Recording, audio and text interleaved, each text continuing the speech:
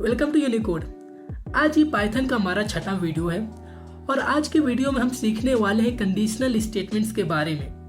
Believe me, बहुत ही ज़्यादा important concept, आपको हर जगह ये यूज़ करना ही करना है। अब लेकिन सवाल है कि क्या होते हैं कंडीशनल स्टेटमेंट। कंडीशनल स्टेटमेंट इसका नाम ही बता रहा है कि कंडीशन के बेस पे आपको कुछ कराना है। अब लेट्स से आप एक वेबसाइट या एक ऐप ही बना रहे हो। अब उस ऐप में क्या आपका सिनारियो है कि अगर एक यूज़र 18 के एज से ऊपर का है तभी वो आपके ऐप पे अलाउ है, अदरवाइज वो अलाउ नहीं है। तो इस तरीके के कंडीशनल बेस्ड सिनारियोज को आप कैसे पाइथन में हैंडल कर सकते हो, आज हम उसी के बारे में सीखने वाले हैं। So let's meet on the computer screen. तो हम आ चुके हैं कंप्यूटर स्क्रीन पर और हम डायरेक्ट शुरू करेंगे प्रॉब्लम स्टेटमेंट से। जैसा मैंने इंट्रोडक्शन में बताया, प्रॉब्लम क्या कह रहा है कि a user will enter his age if the age is less than 18 then he is not allowed.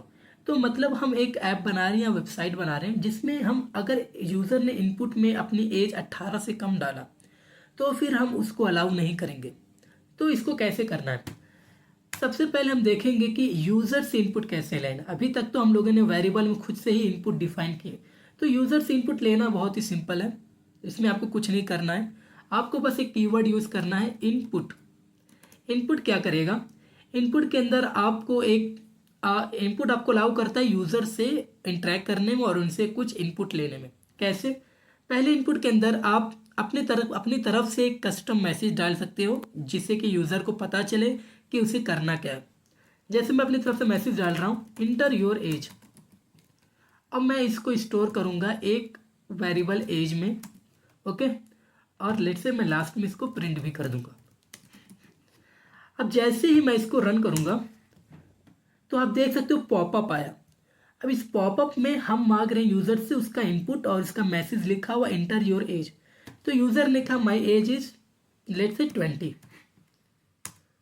But the thing is, जब आप कभी भी इनपुट लेते हो इस इनपुट मेथड से तो ये बाय डिफ़ॉल्ट हमेशा स्ट्रिंग मेथड का होता है, ये हमेशा स्ट्रिंग डेटा टाइप का होता है। Okay, for confirmation if I print the type of this age, okay, मैं देखता हूँ, मैं अगर इस टाइप ऑफ एज मांगता हूँ और मैं यहाँ पे 20 फिर से डाल देता हूँ तो ये एक str है ना कि इंटीजर, और हम सब जानते हैं कि एज इंटीजर होना चाहिए।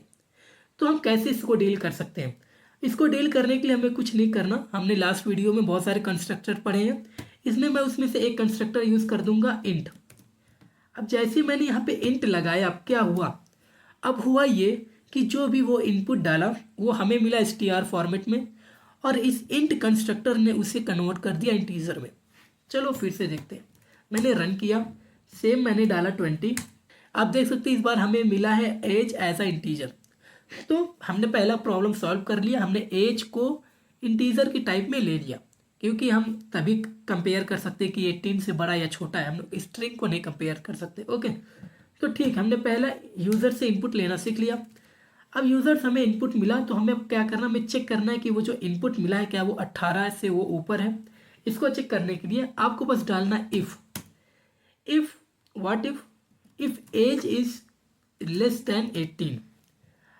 तो हमें क्या करना है, हमें कहना है let's say print valid else we will print not valid. समझ नहीं आया, वेट मैं बताता हूँ। अब क्या होता है if and else condition. If क्या करता है, ये किसी इसके सामने हम कोई कंडीशन लिखते हैं और अगर वो कंडीशन ट्रू होती है तो फिर वो उसके अंदर हम लोग जो लिखेंगे वो उस कोड को रन कर देगा, एग्जीक्यूट कर देगा। अगर वो कंडीशन ट्रू नहीं होती है तो वो जाता है एल्स में और एल्स के अंदर जो भी कोड लिखे हुए वो उसको एग्जीक्यूट कर देता है। तो हमारे केस में क्या हो रहा है, मैंने रन किया, मैंने यूज़र से कहा 20 उसकी एज है तो इसने कहा नॉट वैलिड, बिकॉज मैंने यहाँ पे कंडीशन गलत लगा दी। मुझे यहाँ पे करना है कि अगर ये एज 18 से बड़ी है तो वैलिड है, otherwise not valid. Sorry for that. एक बार फिर से रन करते हैं, 20 मैंने रन किया, हाँ अब सही आ रहा। अब देख सकते हैं कि ये वैलिड है। तो हुआ कि इसने इस कंडीशन को पहले चेक किया, क्या एज 18 से बड़ी है, उसने कहा बड़ी है, तो उसने इस कोड को एग्जीक्यूट कर दिया। अब ऑब्वियसली ये कोड बहुत बड़ा भी हो सकता है बट हम अभी सीख रहे हैं तो हमने बस ऐसा ही कुछ लिख दिया।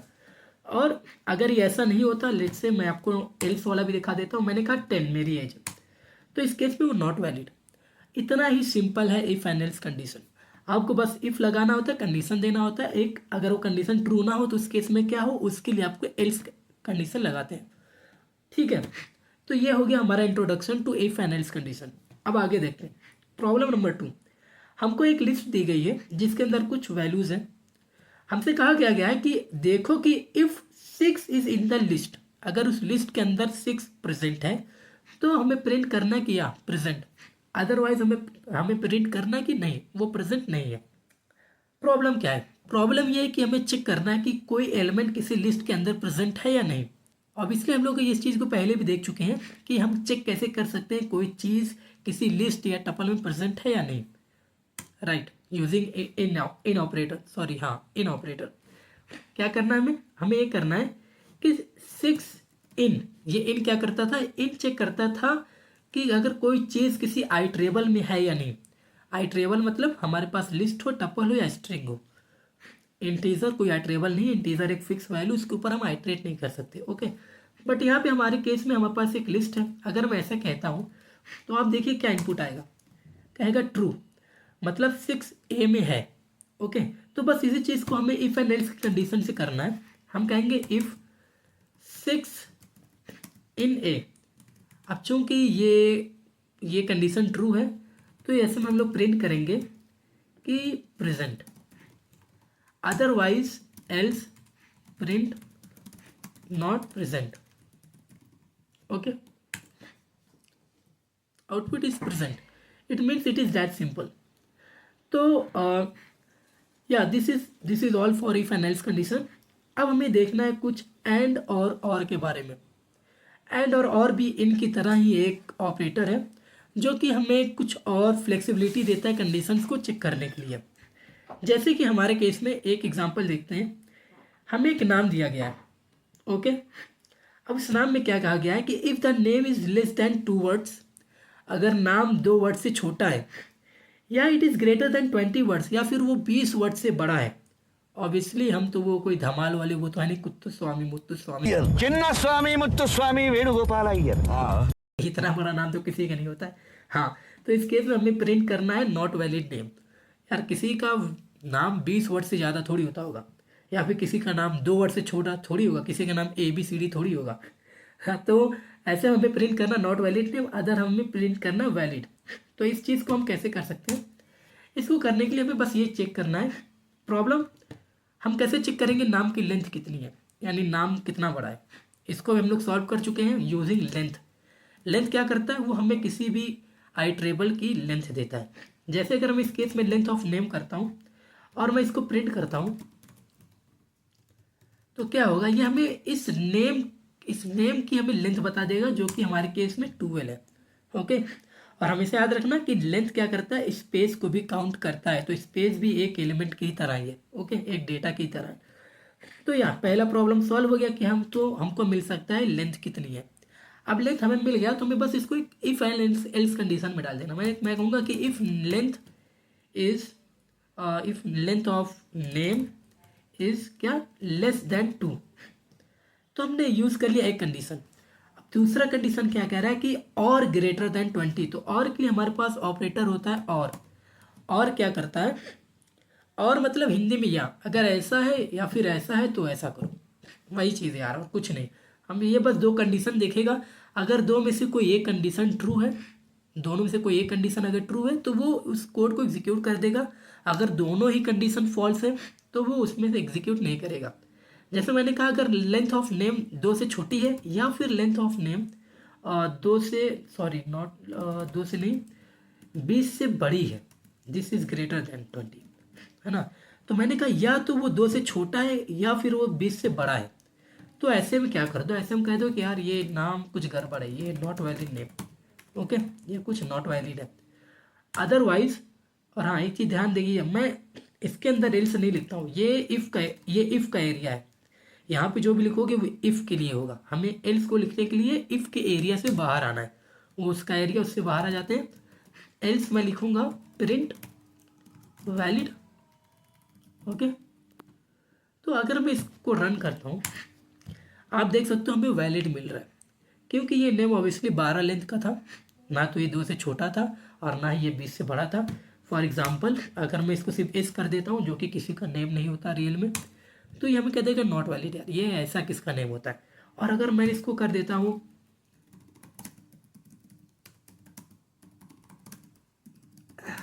పెరంబదూరు చిన్నస్వామి ముత్తుస్వామి వేణుగోపాల అయ్యర్ यज्ञ ये परम भाई साहब इन्होंने अपना नाम ये बताया, तो ये कहेगा यार नॉट वैलिड, इतना बड़ा नाम किसी का नहीं होता है। ओके, तो यही है इफ एंड एल्स कंडीशन। अब और भी थोड़ा एग्जांपल्स देखते हैं। एक और एग्जांपल देखते हैं एंड यूसेज। यहाँ पे तो हमने और यूज़ किया। और क्या करता है, दो में से अगर कोई एक भी कंडीशन ट्रू है तो वो ये कोड एग्जीक्यूट कर देगा, अदरवाइज नहीं। और एंड मतलब और, हम लोग जानते हैं अगर दोनों चीज़ ट्रू है, दोनों चीज़ हो पा रही है, तो फिर हम लोग एंड को यूज़ करते हैं। जैसे मैंने क्या कहा कि मेरे पास एक लिस्ट है, हमें क्या चाहिए कि अगर बोथ 5 और 2 5 और 2 both if present in the list, तो we have to print present, otherwise we will print not present. Okay, ऐसा करने के लिए हम लोग कहेंगे if same we will use 5 if 5 in a and 2 in a. Okay, तो एंड क्या करेगा, वो देखेगा दोनों कंडीशन ट्रू होनी चाहिए। अगर दोनों में से एक भी कंडीशन फॉल्स हुई तो ये कोड एग्जीक्यूट नहीं होगा। अगर ऐसा है तो हमें प्रिंट करना है, क्या प्रिंट करना है, present, I think present. Otherwise मैं प्रिंट करूँगा नॉट फाउंड। ओके, तो क्या होगा, ऑब्वियसली प्रेजेंट आएगा क्योंकि both 5 and 2 is present in the list. अगर मैं ये बस 2 को हटा देता हूँ या फिर किसी एक को हटा देता हूँ, 5 को हटा देता हूँ, तो कहेगा नॉट फाउंड, क्योंकि दोनों इसके अंदर होने चाहिए थे। तो एंड और में इतना ही फर्क है। और क्या करेगा, या तो ये या तो ये, अगर एक भी मिल गया तो कर दो। एंड क्या करेगा, मुझे दोनों चाहिए। अगर दोनों में से कोई एक भी कंडीशन नहीं फॉलो हो रही है तो मैं कह दूंगा ना ये गलत है, तो मैं चला जाऊंगा एल्स पे। तो ये तो हो गया यहाँ तक। बट क्या हम सिर्फ 2 ही कंडीशन मैनेज कर सकते हैं, अगर ऐसा तो ऐसा, अगर ऐसा नहीं तो वैसा? नहीं, हम लोग 2 से भी ज़्यादा कंडीशन मैनेज कर सकते हैं। अगर ऐसा है तो ऐसा, ऐसा नहीं हो कि ऐसा है तो ऐसा, ऐसा ना हो कि ऐसा है तो ऐसा, वैसा ना हो तो ऐसा। हाँ चलो देखते हैं कैसे करना है। देखो मल्टीपल कंडीशन देखते हैं। a इज इक्वल टू 5 है, b इज इक्वल टू 6 है। क्या करना है हमें, प्रॉब्लम है कि अगर a is equal to b, अगर a b के बराबर है तो प्रिंट करो इक्वल। अगर a b से बड़ा है तो प्रिंट करो कि a is greater, otherwise print करो b इज ग्रेटर। तो मतलब अब यहाँ पे हमारे पास 2 की जगह 3 कंडीशन आ गए, और 3 से भी ज़्यादा हो सकती है, वो आपके ऊपर है। तो मैं क्या करूँगा, यहाँ पे इस केस में हम यूज़ करते हैं एलिफ। एलिफ मतलब एल्स इफ, अगर ऐसा नहीं तो अगर ऐसा है। ओके, इसको कैसे करना है, हम कहेंगे इफ़, सबसे पहले हम इफ़ कंडीशन लिखते हैं। If a is equal to b, अगर ए बी के बराबर है तो हम प्रिंट करेंगे इक्वल, लेकिन elif a is greater than b, अगर वो बी से बड़ा है तो print a is greater, otherwise print a is smaller.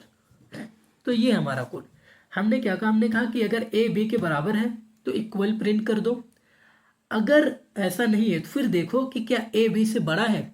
हाँ, अगर बड़ा है तो प्रिंट करो ग्रेटर। अगर ऐसा भी नहीं है तो फिर देखो लास्ट, मतलब अगर दोनों में से कुछ नहीं है, इफ़ और एलिफ दोनों ही फेल हो गए, तो at the end else automatic execute हो जाएगा। और एल्स क्या कहेगा कि जाहिर सी बात है ए इज स्मॉलर, अगर वो बड़ा नहीं बराबर नहीं तो स्मॉलर है। हमारे केस में क्या आंसर आना चाहिए, ऑब्वियसली आना चाहिए ए इज स्मॉलर। और आप देख सकते हो यहाँ पर आप और भी कंडीशंस को ऐड कर सकते थे एलिफ एलिफ करके, अगर आपके कोड को बहुत ज़्यादा कंडीशंस की ज़रूरत है। ये कितना भी आप एलिफ लगा सकते हो, ये आपके ऊपर है। बट हमारे पास 3 ही कंडीशन मैं बना सकता हूँ, और क्या ही कंडीशन बना सकता हूँ ये 2 वेरिएबल के बेस पे, तो मैंने बस इतना ही बनाया। ओके, तो या this is how we can manage more than 1 conditions using if and else condition. अब लास्ट थिंग ये है नेस्टेड इफ।